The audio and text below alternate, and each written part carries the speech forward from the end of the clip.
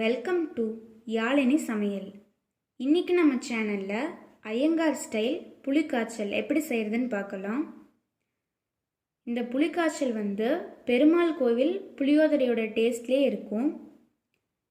இந்த ரெசிப்பியை கோவிலில் செய்கிறவங்க கிட்ட தான் கேட்டு கற்றுக்கிட்டேன். ஸோ இந்த ரெசிபி எல்லாத்துக்குமே கண்டிப்பாக பிடிக்கும்னு நினைக்கிறேன். ரொம்ப டேஸ்ட்டாக இருக்கும்.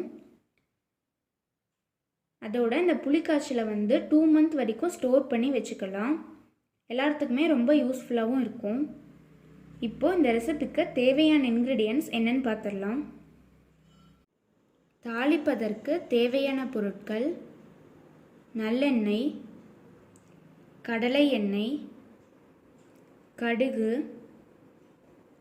கடலைப்பருப்பு, கருவேப்பிலை, குண்டு மிளகாய் 5 விதை எடுத்தது, மஞ்சள் தூள் 1/4 டேபிள் ஸ்பூன், வெந்தயத்தூள் 1/4 டேபிள் ஸ்பூன், வரமிளகாய் தூள் 1/4 டேபிள் ஸ்பூன்,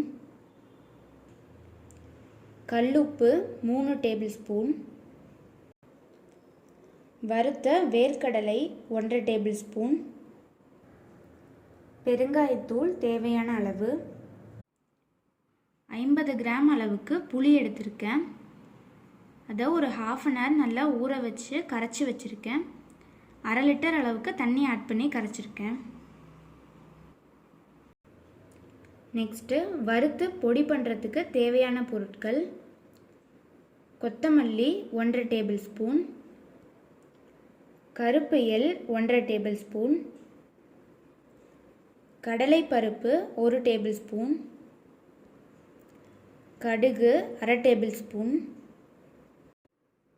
மிளகு 1/4 டேபிள் ஸ்பூன், கருவேப்பிலை சிறிதளவு, வரமிளகாய் 4 விதை எடுத்தது. இப்போது புளிக்காய்ச்சலுக்கு தேவையான இன்க்ரீடியன்ட்ஸ் என்னன்னு பார்த்தாச்சு. இப்போது ஃபர்ஸ்ட் பொடி ரெடி பண்ணிடலாம். ஃபர்ஸ்ட் ஒரு வாணலியில் கடுகு ஆட் பண்ணிக்கலாம். கடுகை நல்லா ஃப்ரை பண்ணிக்கலாம்.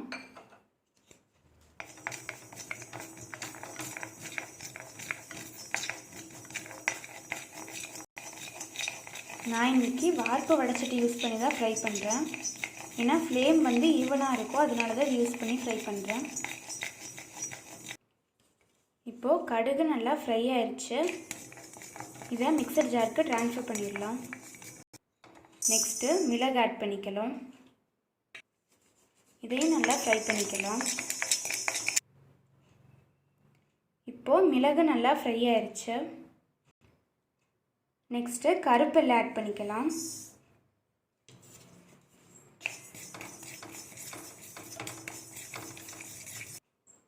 இப்போது கருப்பெல் நல்லா ஃப்ரை ஆயிடுச்சு. நெக்ஸ்ட்டு கொத்தமல்லி ஆட் பண்ணிக்கலாம்.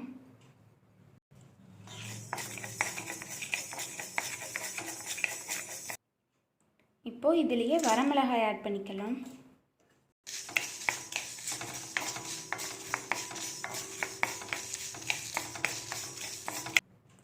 இப்போது வரமிளகாயும் தனியாவும் நல்லா ரோஸ்ட் ஆயிடுச்சு. நெக்ஸ்ட்டு கடலைப்பருப்பு ஆட் பண்ணிக்கலாம். இதையும் நல்லா ஃப்ரை பண்ணிக்கலாம். இப்போது கடலைப்பருப்பு நல்லா ரோஸ்ட் ஆயிடுச்சு. லாஸ்ட்டாக கருவேப்பிலை ஆட் பண்ணிக்கலாம்.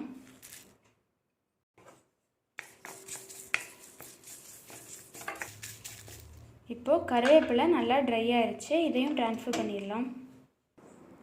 இப்போது ரோஸ்ட் பண்ண எல்லா இன்க்ரீடியன்ட்ஸையும் நல்லா பவுடரை அரைச்சி எடுத்துக்கலாம். வரமிளகாயும் கருவேப்பிலையும் லாஸ்ட்டாக ஆட் பண்ணி அரைங்க. இது ரெண்டும் ரொம்ப பவுடர் ஆகக்கூடாது, லைட்டாக குறக்குறன்னு தான் இருக்கணும். இப்போது ஃப்ரை பண்ண இன்க்ரீடியன்ட்ஸை அரைச்சி எடுத்தாச்சு. ரொம்ப நைஸாக அரைக்கலை, நல்லா குறக்குறன்னு இருக்க மாதிரி எடுத்திருக்கேன். நெக்ஸ்ட்டு புளிக்காய்ச்சலை தாளிச்சிடலாம். ஒரு பாத்திரத்தில் 6 ஸ்பூன் கடலை எண்ணெய்,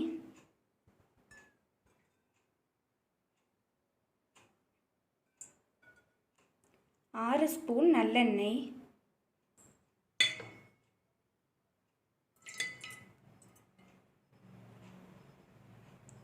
ஃபுல்லாக நல்லெண்ணெய் ஆட் பண்ணி செஞ்சோன்னா புளிக்காய்ச்சல் வந்து லைட்டாக கசப்பாக இருக்கும். ஸோ 2 ஆயிலையும் மிக்ஸ் பண்ணி செஞ்சோம்னா நல்லெண்ணெயுடைய வாசமும் வரும், அதோட கசப்பு இல்லாமல் இருக்கும். இந்த டிப்ஸ் வந்து ஒருத்தவங்க சொல்லி கொடுத்தாங்க, அதனால தான் எனக்கு தெரியும். ஸோ இப்போ 2 ஆயிலும் ஈக்குவலாக 6 ஸ்பூன் ஆட் பண்ணியிருக்கேன். ஆயில் நல்லா ஹீட் ஆயிடுச்சு. இப்போது கடுகு ஆட் பண்ணிக்கலாம்.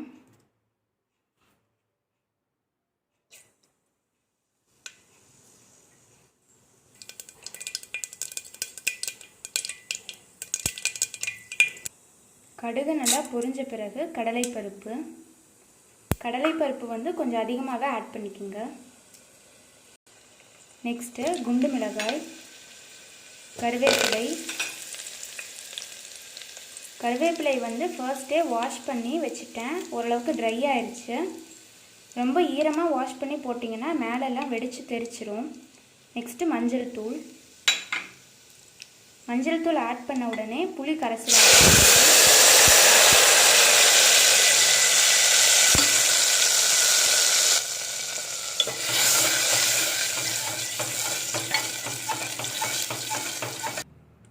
இப்போ இதில் 1 டம்ளர் தண்ணீர் ஆட் பண்ணிக்கலாம். மஞ்சள் தூள் ஆட் பண்ண உடனே புளி கரைசல் போட்டுருங்க. ஏன்னா மஞ்சள் தூள் வந்து ரொம்ப நேரம் ஆயில் இருந்தால் தீஞ்சிரும், கலர் மாறிடும். ஸோ அந்த மாதிரி இருக்கக்கூடாது. மஞ்சள் ஆட் பண்ண உடனே புளி கரைசல் ஆட் பண்ணிடுங்க. இப்போது இதை நல்லா மிக்ஸ் பண்ணியாச்சு. இதை கவர் பண்ணி வச்சிடலாம். புளிக்காய்ச்சல் 20 மினிட்ஸ் நல்லா வேகணும். ஸ்டவ்வை மீடியம் ஃப்ளேமில் வச்சு வேக வைங்க. இப்போது புளிக்காய்ச்சல் 20 மினிட்ஸ் நல்லா வெந்துருச்சு. இப்போ இதில் உப்பு ஆட் பண்ணிக்கலாம். உப்பு ஆட் பண்ணி நல்லா மிக்ஸ் பண்ணிக்கலாம். 20 மினிட்ஸ் நல்லா சிம்மில் வச்சு வேக வச்சுருக்கேன்.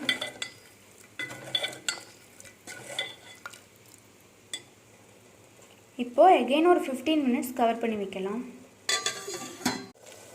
இப்போது புளிக்காய்ச்சல் 15 மினிட்ஸ் நல்லா வெந்துருச்சு. இப்போது அரைச்சி வச்சுருக்க மிக்ஸ் ஆட் பண்ணிக்கலாம். நெக்ஸ்ட்டு மிளகாய்த்தூள், வறுத்த வேர்க்கடலையில் வந்து சென்டரில் இருக்க இந்த ஸ்ப்ரவுட்ஸ் எல்லாமே எடுத்துட்டேன். ஏன்னா அதில் தான் வந்து நமக்கு பித்தம் அதிகமாக இருக்கும், அதனால் அதை ரிமூவ் பண்ணிட்டேன். இப்போது இதை நல்லா மிக்ஸ் பண்ணிக்கலாம்.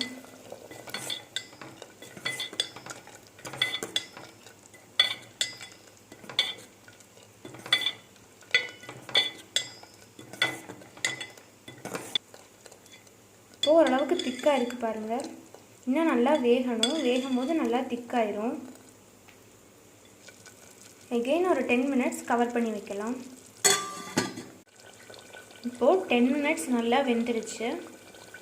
இப்போ இதை நல்லா மிக்ஸ் பண்ணிடலாம். ஆயில் பாருங்கள் ஓரளவுக்கு நல்லா பிரிஞ்சு வந்திருக்கு.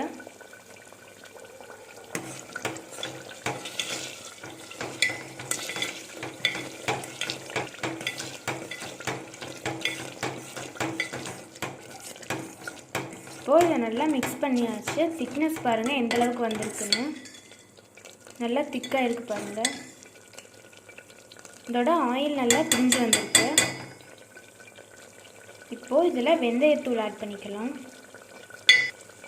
நெக்ஸ்ட்டு பெருங்காயத்தூள்,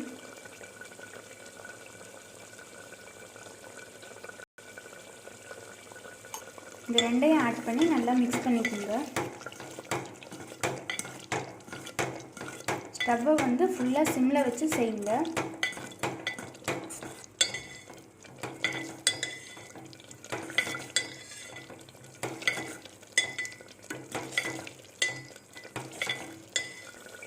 இப்போது ஒரு 10 மினிட்ஸ் கவர் பண்ணி வைக்கலாம். சிம்லேயே இருக்கட்டும். ஹை ஃப்ளேமில் வச்சிங்கன்னா கீழே வந்து அடி பிடிச்சிடும், அந்த மாதிரி வைக்க வேண்டாம்.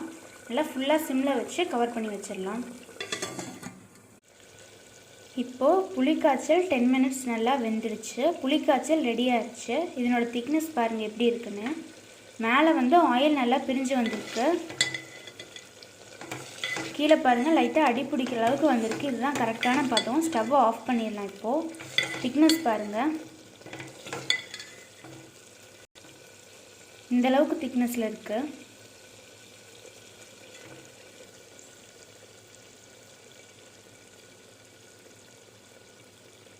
இப்போது ஸ்டவ்வை ஆஃப் பண்ணிடலாம். இப்போது புளிக்காய்ச்சலை சாதத்தில் ஆட் பண்ணி எப்படி மிக்ஸ் பண்ணுறதுன்னு பார்க்கலாம். புளிக்காய்ச்சல் 2 months வரைக்கும் ஸ்டோர் பண்ணி வச்சுக்கலாம். நமக்கு தேவையான அளவுக்கு புளிக்காய்ச்சல் எடுத்து மிக்ஸ் பண்ணி யூஸ் பண்ணிக்கலாம். ஸோ இன்றைக்கி நான் கொஞ்சமாக பாயில்ட் ரைஸ் எடுத்திருக்கேன். இதில் 1 ஸ்பூன் அளவுக்கு நல்லெண்ணெய் ஆட் பண்ணிக்கலாம். சாதம் நல்லா சூடான சாதமாக எடுத்திருக்கேன். இப்போது இந்த சாதத்துக்கு தேவையான அளவுக்கு புளிக்காய்ச்சல் எடுத்து மிக்ஸ் பண்ண போகிறேன்.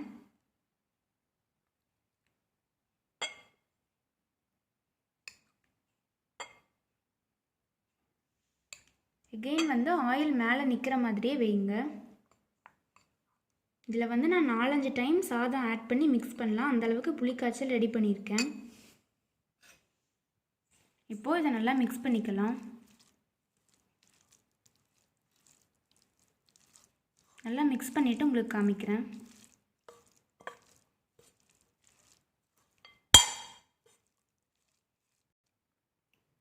இப்போது புளிக்காய்ச்சல் ஆட் பண்ணி சாதத்தை நல்லா மிக்ஸ் பண்ணியாச்சு. நல்லா சாதம் உதிரியாக இருக்குது பாருங்கள்.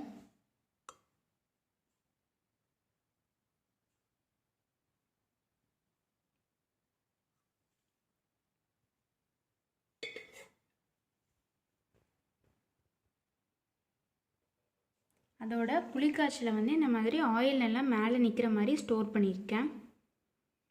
ஸோ நெக்ஸ்ட் டைம் யூஸ் பண்ணுற வரைக்கும் ஆயில் இதே மாதிரி மேலே நின்றுச்சுன்னா நல்லாயிருக்கும். அப்போ தான் ஃபங்கஸ் எதுவும் வராமல் இருக்கும். ஸோ இதை ஃபாலோ பண்ணிக்கோங்க. ஐயங்கார் ஸ்டைலில் பெருமாள் கோவில் புளியோதரை வீட்டிலையே ஈஸியாக ரெடி ஆயிடுச்சு.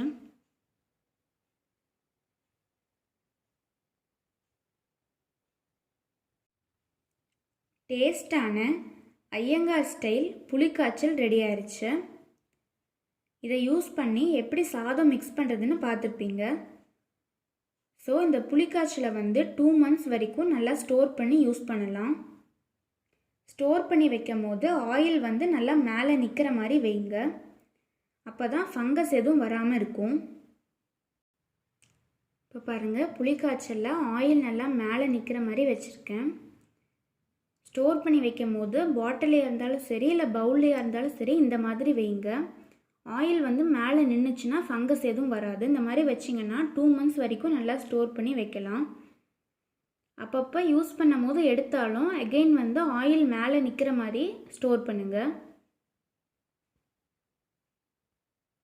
ஆல்ரெடி நெல்லிக்காய் ஊறுகாயிலே சொல்லியிருப்பேன், எதாக இருந்தாலும் ஸ்டோர் பண்ணி வைக்கும் போது ஆயில் மேலே நிற்கிற மாதிரி வச்சிங்கன்னா ஃபங்கஸ் எதுவுமே வராது எவ்வளோ நாள் ஆனாலும்.